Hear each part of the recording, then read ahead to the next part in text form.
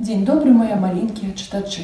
Сёння мы працягнем знаёмства з беларускімі народнымі казкамі.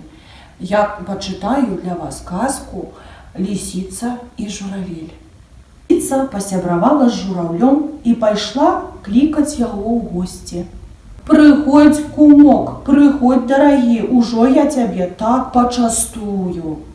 Прыйшоў журавель у госці, а лисица наварыла яму маннай кашы, размазала па тарэлцы і частуе.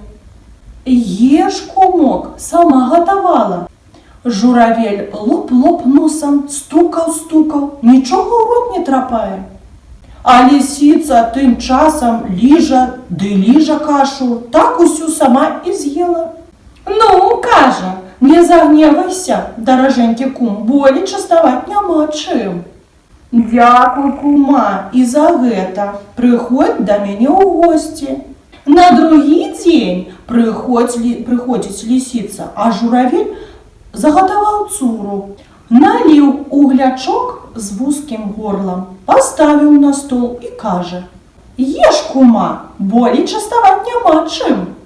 Лисица круціцца вакол глячка і так зойдзе, і гэтак, і лізне яго. І панюхае, ды нічога не дастане, не лезе галава ў глячок.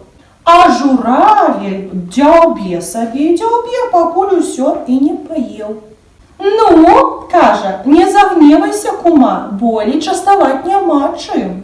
Узяла лисицу злосць, думала, што наесца на цэлы дзень, а дамоў пайшла галодная. З таго часу і сяброўства у лисицы з журавлём прапала.